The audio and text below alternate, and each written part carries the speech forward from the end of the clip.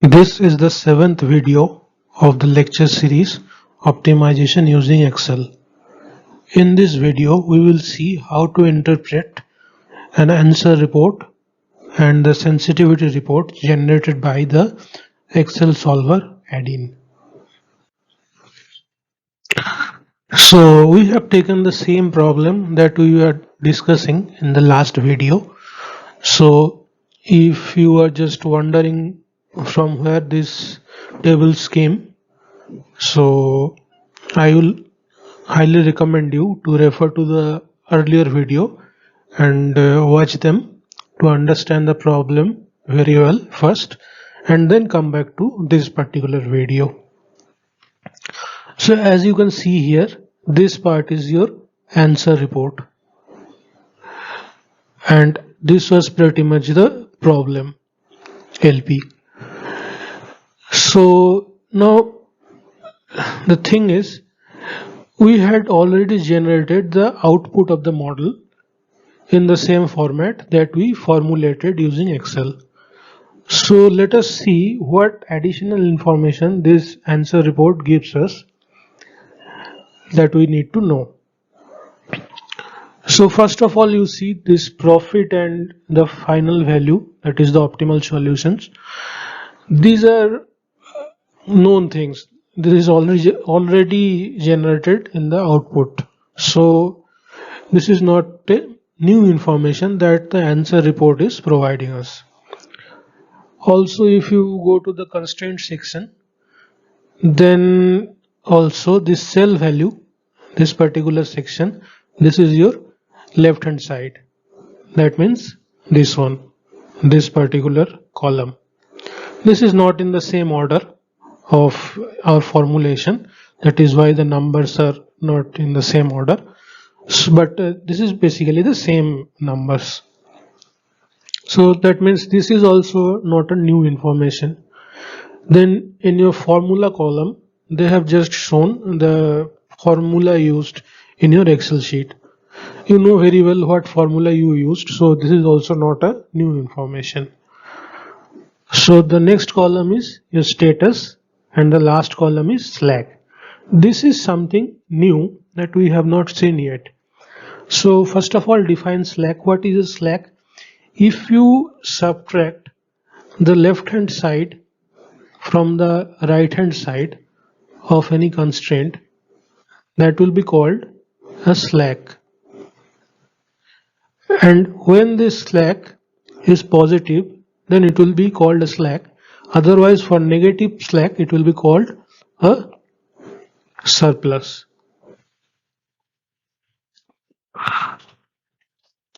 So here you see 160 unit of slack. What does it mean? It means that the ratio to constraint had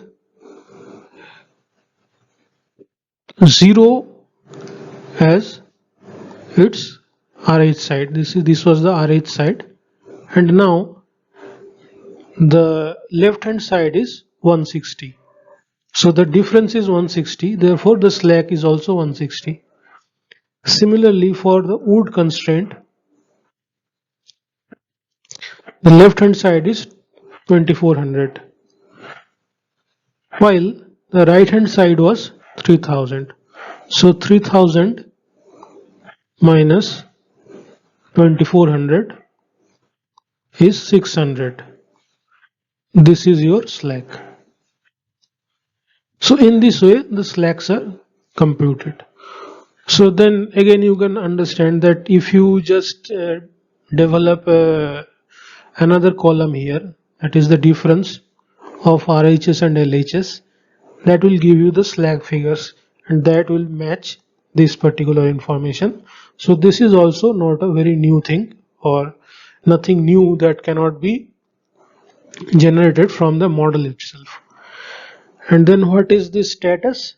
The status is the nature of the constraint, whether it is binding or not binding. Remember this binding, non-binding classification we discussed already in our graphical method portion of the video. So what is a binding constraint? Binding constraint is constraint for which the slack value is always 0. If slack is 0, then the constraint is binding. If slack is not equal to 0, then it is non-binding or not binding, whatever, not binding.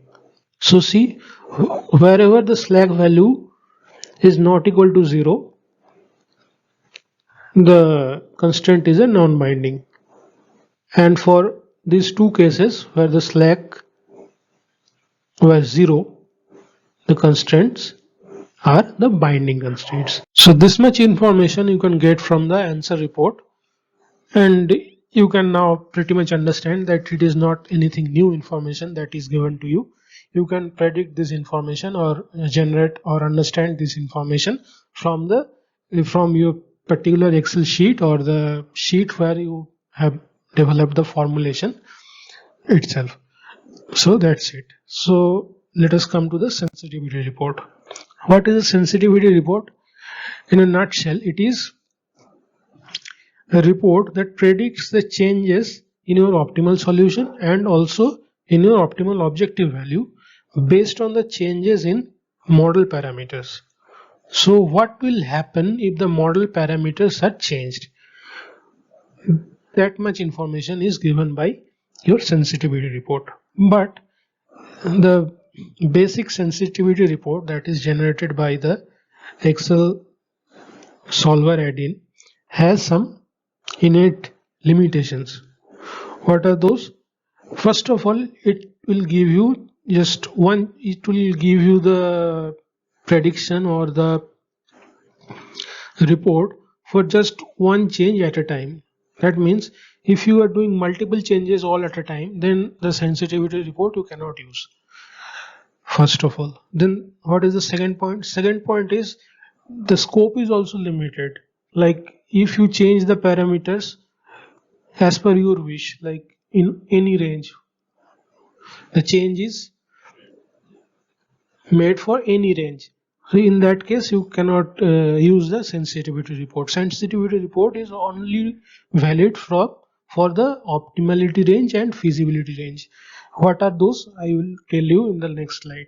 But for the time being, please be informed that it is not giving you the model parameters or the optimal objective or optimal solutions for any value of model parameters.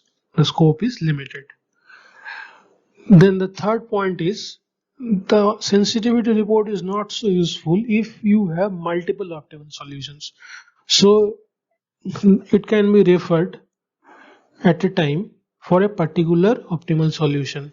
And if there are number of optimal solutions, multiple optimal solutions, which very well can occur, then the sensitivity report cannot be used, or even if it is used, then the results will not be valid.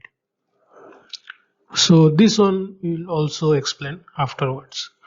And then finally, even if we are talking about the parameters, it is the sensitivity report is not related to all the parameters.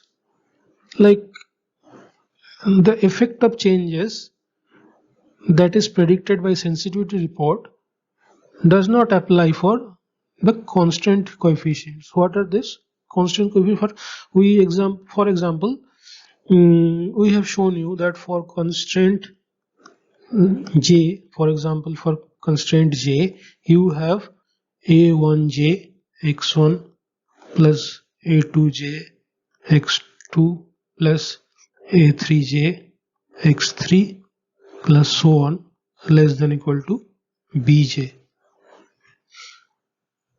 What I mean to say is the sensitivity report will talk about this particular bj, like this RH side, but it is completely silent about aij figures. These aij figures, if I change these aij figures also, what will be the change in the output? That we cannot predict using the sensitivity report. So that's it. So let us come to the report itself. So the report has two parts. The first part is a variable, changes in the variable. And before even starting to refer the sensitivity report, the first check that has to be made is whether the allowable increase or allowable decrease is equal to 0 or not equal to 0. If it is equal to 0, then multiple optimal solutions exist. So if any of the allowable decrease or increase is equal to 0, please understand that it is an indication that multiple optimal solutions exist. In that case, using sensitivity report will not be very useful. Why? Because you can use that sensitivity report, but that sensitivity report will be limited to this particular optimal solution. So, for example, there suppose multiple optimal solutions are there, two solutions are there. This particular sensitivity report will apply to suppose this optimal solution and not for this one. So you can understand that it will mean nothing to you. So therefore the first check should always be that the allowable increase or decrease has to be not equal to 0. When it is not equal to 0, then only start analyzing. So fortunately here we don't have any equal to 0 cases. So we can interpret the sensitivity report. So two things has to be noted from the sensitivity report: variable cells part. That is, you see here, this is the variables. These are the variables: number of chairs, number of tables, number of desks. These are the final values. That is the optimal solutions that you already discussed and already obtained in your model formulation as well as in your answer report. So you don't have to even refer here. So the first thing that you need to see here is the reduced cost. Reduced cost is the first information that is new to you, that you are getting from this sensitivity report. So what is that? Reduced cost is the profit per unit of the non-basic variable to increase before it takes part in your optimal solution. What does it mean? Now it is telling you some new concept or new terminology, that is non-basic and basic. What is a non-basic variable? Non-basic variable is the variable value is equal to 0, and basic means it is not equal to 0 in the optimality.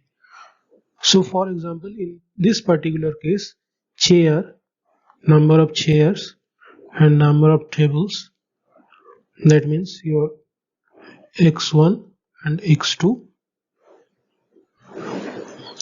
Sorry, I have written it in the wrong place. Basic solutions, number of chairs and number of tables, x1 and x2. These are your basic solutions. And what is non-basic? Equal to 0. That means the number of desks, x3. x3 is non-basic, x1 and x2 are basic in your optimal solution. So now what reduced cost say is, for each non-basic variable, the reduced cost is the amount the profit needs to increase in order to see this into the basic solution. What does it mean? See, here reduced cost is minus 200, means reduce by minus 200, which is also increase by 200, same thing. So therefore it is saying that if you want to see number of desks positive in your optimal solution, presently it is 0. If you want to see at least 1, that means greater than 0 in your optimal solution, then you have to increase the per unit profit from 1000 to 1200. So this 1000, you increase the profit from 1000 to 1001, 1002, 1003, so on. Doesn't matter, it will remain equal to 0 for all the time. Only when it becomes 1200, then only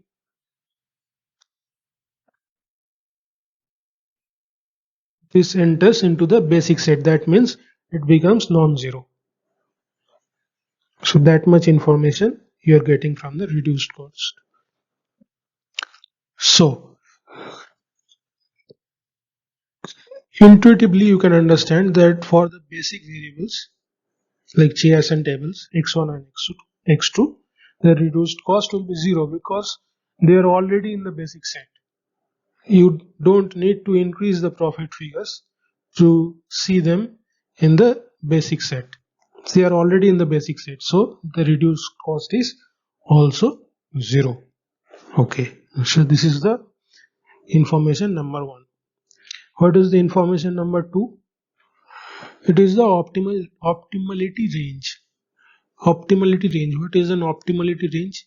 You see some allowable increase and allowable decrease is given to you here, and you have objective coefficients which are already given to you in the model like 500, 700 and 1000. If you apply these ranges like for chairs, say for chairs 500 was your initial value minus your allowable decrease, that is 33.33, and 500 plus 1e plus 30. See, this is 1e plus 30. If you do this particular range within if you change the per unit profit in this range, then your optimal solutions will not change. That means presently your optimal solution is 80, 80, 0, right? So if your objective coefficient, that means per unit profit of chairs, vary within this range. What is this range? 500 minus 33, that is how much? It is 7, 6, 4, 467 to infinity. Why infinity? You see, in Excel, whenever you see this particular thing 1e plus 30, please understand that it is nothing but infinity. It is a marker of infinity in Excel. Whenever in any context, if you are saying 1e plus 30, it means it is infinity. So therefore 500 plus infinity is infinity. So in this range, if your profit figure varies, then there will be no change in this optimal solution. 80, 80 and 0 will be there. Similarly for these tables also, for the tables, what will be the range? 700 is the base value, minus 200, which is the allowable decrease, then 700 plus 50, which is the allowable increase, that is 500 to 750. So presently it is 700. If it is varying in this range, then this 80, 80, 0 will be the optimal solution. throughout the range. Then again, please understand that uh,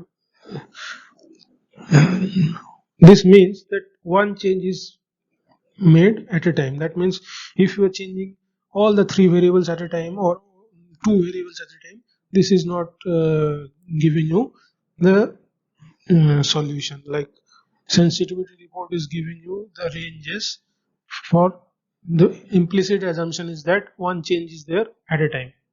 So if you are changing for chairs, then you are changing for chairs, keeping all other information intact. So that is one important understanding you have to remember in this case. So now you see,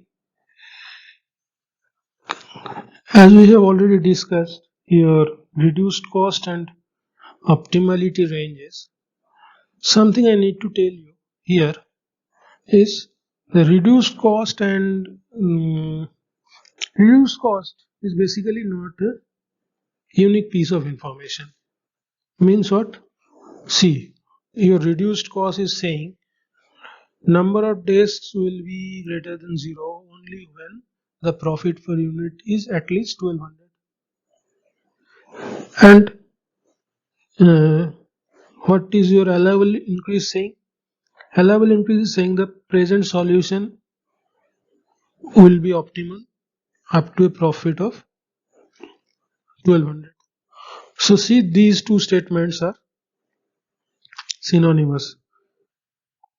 They mean exactly the same thing and just told you in a different manner. The sentence structure is different. You can read these two sentences and then decide yourself.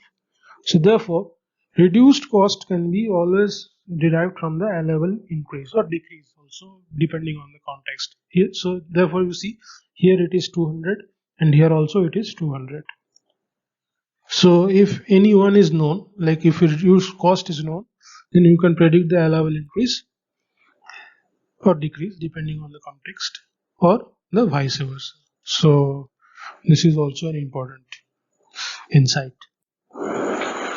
So the next part is the constraint part of the sensitivity report. Here also the logic is quite same, but we have to see 2 points. One is your shadow price and the other one is the feasibility range. What is the shadow price? Shadow price is the change in the objective per unit change in the constraint right hand side. For example, the shadow price of your labor hour constraint is 48. What does it mean? It means if you provide 1 hour extra, if you provide 1 hour extra in your labor hour capacity, profit, that means your objective, will increase by $48. I am again repeating this. Shadow price is equal to 48 means if you increase the constraint right side by 1 unit, like from 2000 to 2001, then your profit will increase by the shadow price amount, like $48. And this is true for all the shadow prices. Important thing to note is shadow price is appearing only for those constraints which are binding in nature. So shadow price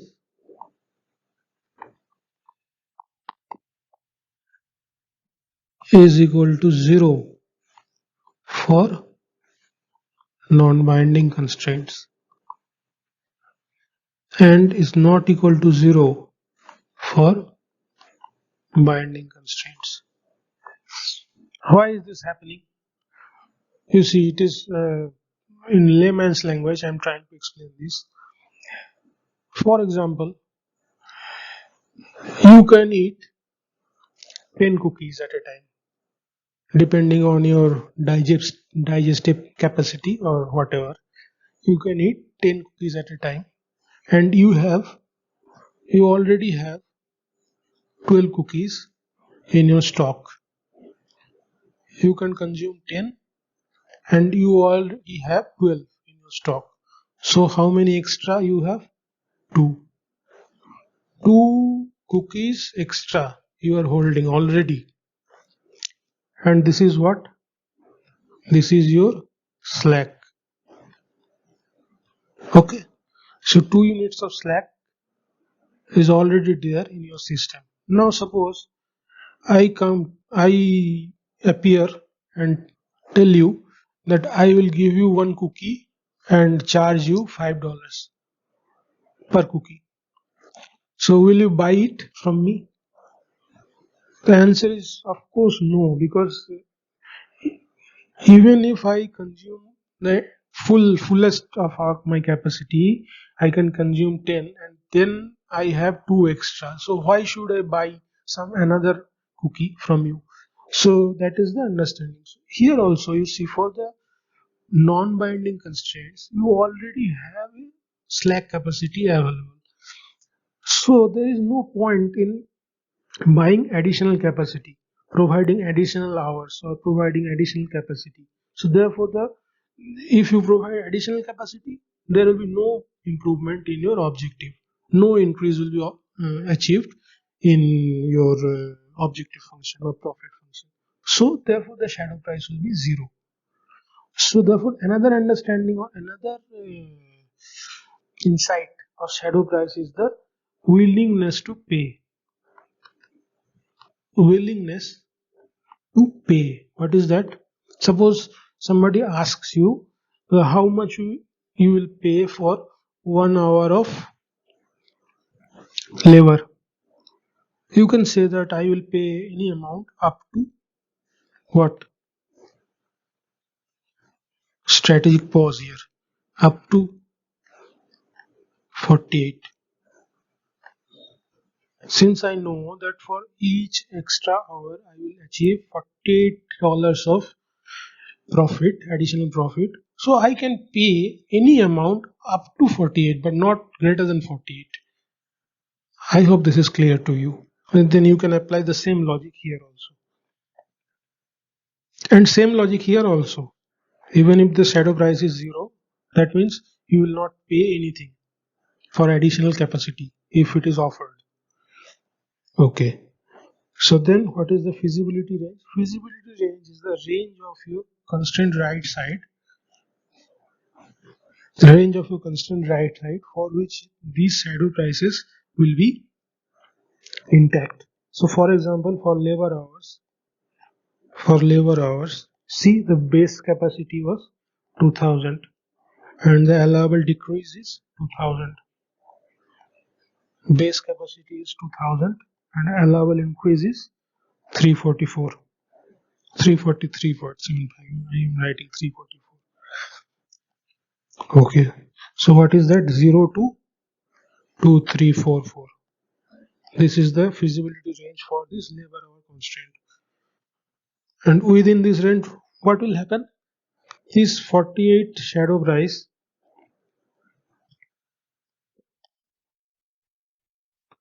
48 shadow price will remain intact.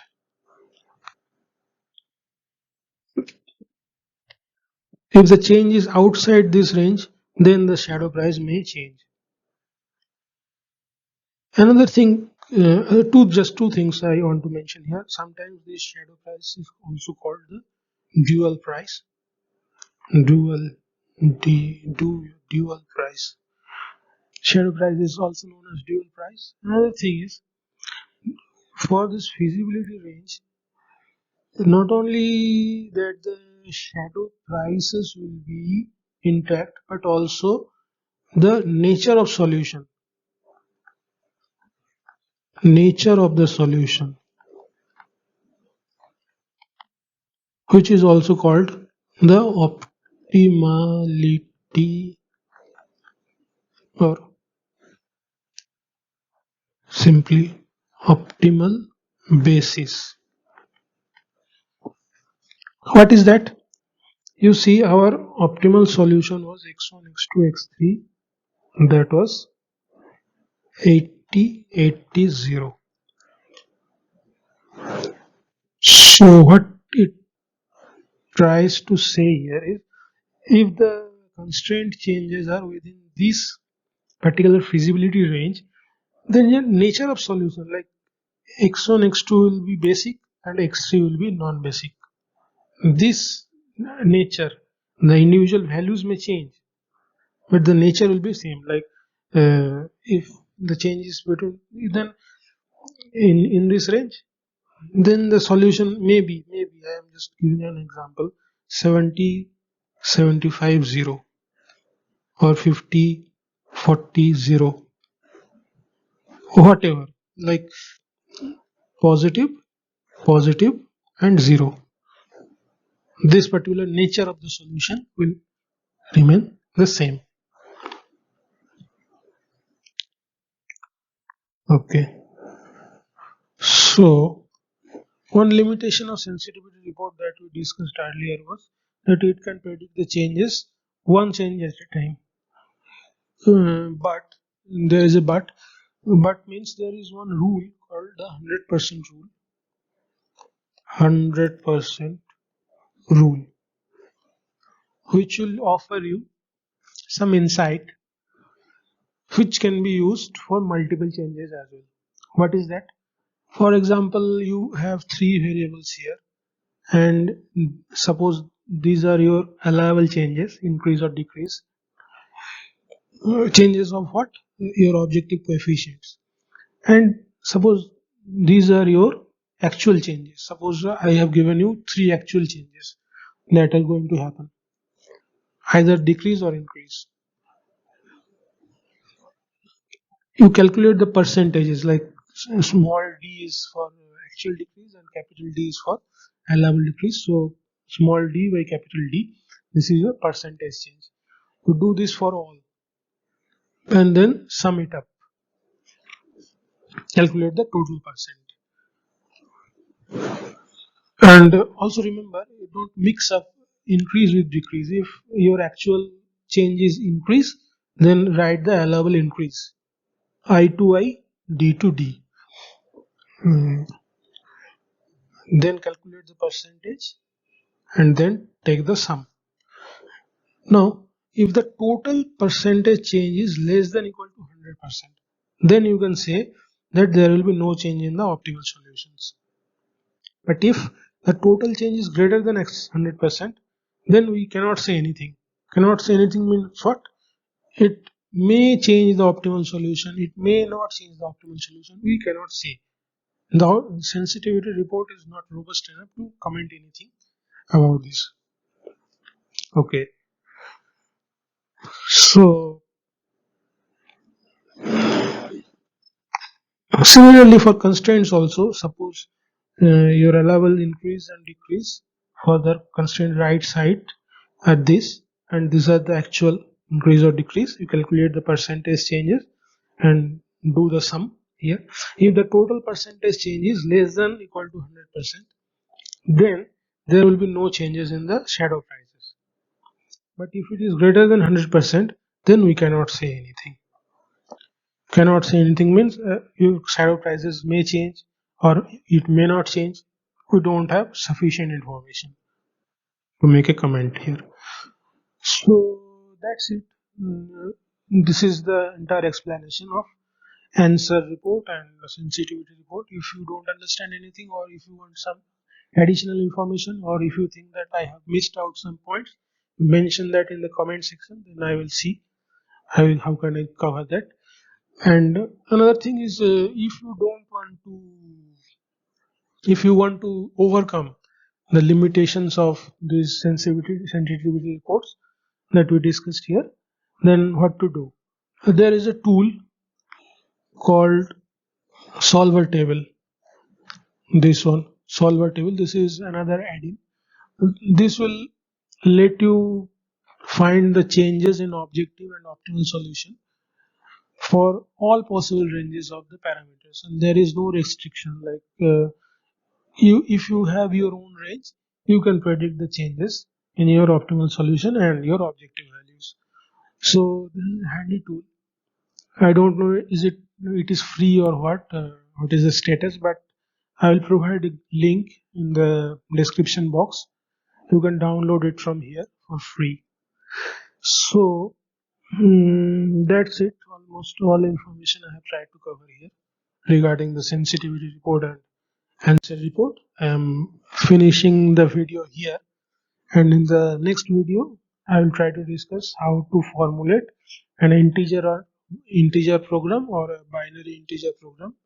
Of course there will be linear programs using Excel solver. So that's it. Thanks for watching.